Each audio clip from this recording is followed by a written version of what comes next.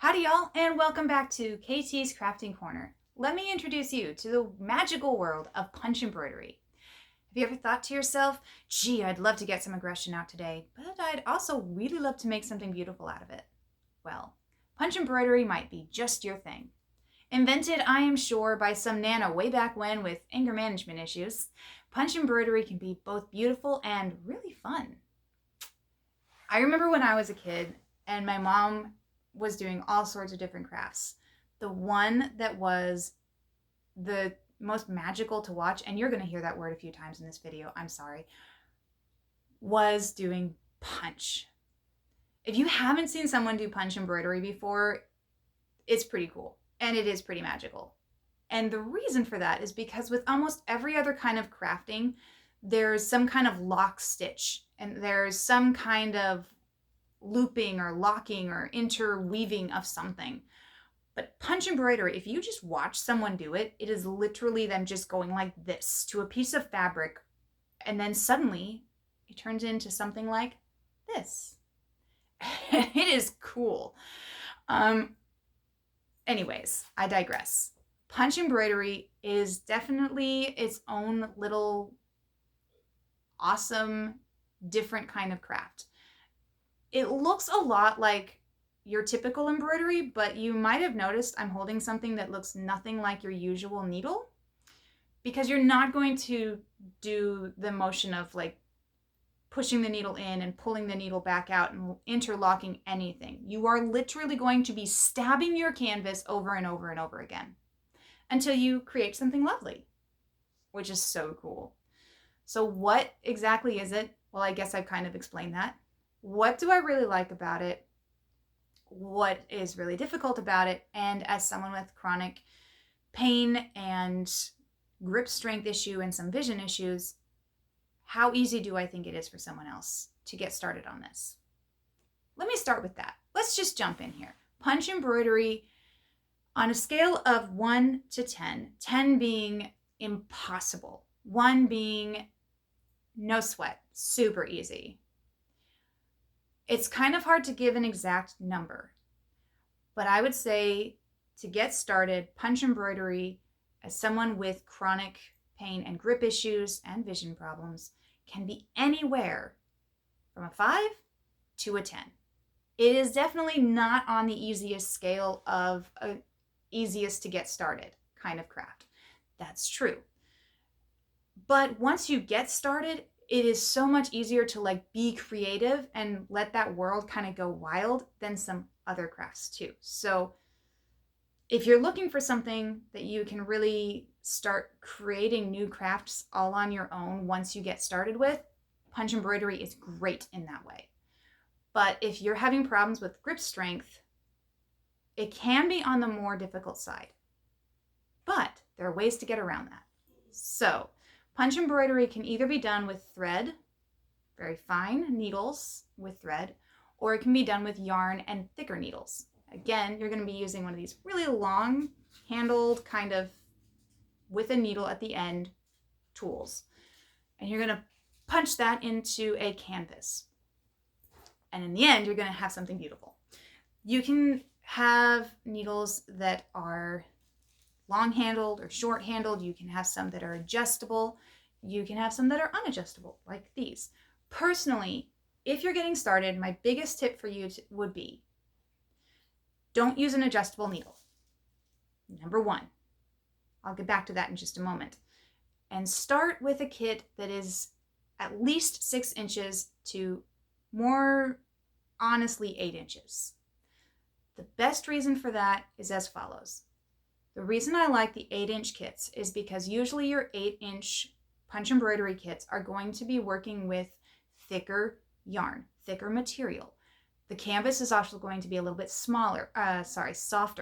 It's going to be a little bit more forgiving. So it's going to be easier for you to work with. Yes, it's going to be bigger, but you're going to have less stitches per little area, and it'll be easier to finish.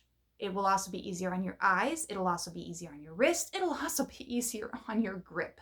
For all of those reasons, I really prefer starting with an 8-inch framed canvas. if you're going to get started in this craft, especially with chronic conditions, with grip conditions. The reason I don't suggest starting with an adjustable needle. Adjustable needles are really to have fun with punch embroidery once you know what you're doing. I'll get back into that in just a moment.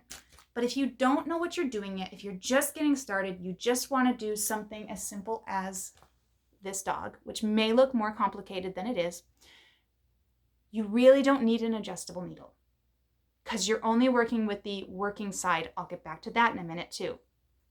You don't need anything adjustable yet. And if you do get an adjustable needle and you're just getting started, what can happen, which happened to me, is the pressure against your canvas, especially when you're not used to the angles and things of your needle to get it through the canvas more smoothly, can actually push your needle into the handle. And at which point, like happened to me, you might not be able to even get it out, which really makes it hard to work on your projects because you need that needle. So if you are a first timer and you're getting a kit, I highly recommend you check and see what kind of needle comes with it, if any. Some kits you get in stores, especially some stores like Michael's, might not even come with a needle, but others do. Many do. If you can, try to look at what kind of needle comes with the kit, and it'll usually show you online or even in the stores in the pictures. And you'll want to look for a solid looking handle without any kind of either screwable kind like this, or, and I frankly find this even worse, this little doohickey right there. Both of those are really not necessary. So why would they even give you that kind of needle, you might be asking? Why would anyone want an adjustable needle? Well, thanks for asking, though I know you didn't. I'm going to refer to the side that you punch through as the working side. I'm going to refer to this side, the side that's being poked. I'm going to call that either the loop side or the back side. But you know what? Because of, this being a video, I'm just going to keep calling it the loop side. Working side, loop side. Punch through, punch out. Why is this important? Because this piece was done with the working side. As you can see, all the different details of each stitch that I made when I punched in and the direction that the thread was going, it really builds character, but this isn't very 3D. This is pretty flat compared to, hold on a minute, this piece, which I am displaying the looped side out as the display side. And you can see that this has a lot more texture to it. If I wanted to, I could have used a needle that had a longer needle to it, and that would have made this come out more, and then I could have used a shorter needle and had this mountain go in more. And it would have created a more 3D effect, more movement to the piece. And that is why a lot of people do use needles that can be adjustable. But again, when you're getting started, you don't really need to be working on something that detailed yet. You just want to get used to using a needle in your canvas and the pressure that you're going to need to work with, because you don't want to frustrate yourself beyond getting started. You don't want to get irritated with yourself and this kind of craft before you even get a chance to be half finished or fully finished with it, especially when it's not your mistake to begin with. So that is why I highly recommend starting with a non-adjustable needle.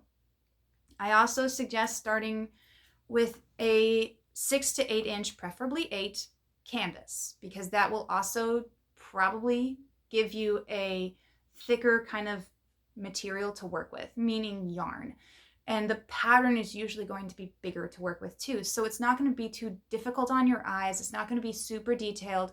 You don't have to be quite as careful with each stitch being just the right length. It gives you more freedom when you're getting started, because that's what we want to do here, right? We want to get started and have fun with these projects. And once you get used to the easier styles, then you can start honing in and working on more creative projects that might involve thinner fabric and tinier needles and smaller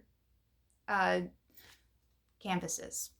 So those are some of the pros and cons and pitfalls. One other thing that I would highly caution, and maybe not highly caution, but I do want to talk about before I let you go, is when you get started.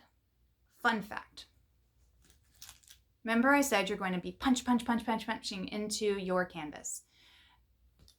This first project that I made, I redid this sun at least 3 times because I really did not like how the circle was looking at all. And honestly, when I finished the sun the first time, I looked at my mom and I was like, you're going to have to finish this because obviously I don't know what I'm doing. This looks terrible. And she's like, well, just rip it out.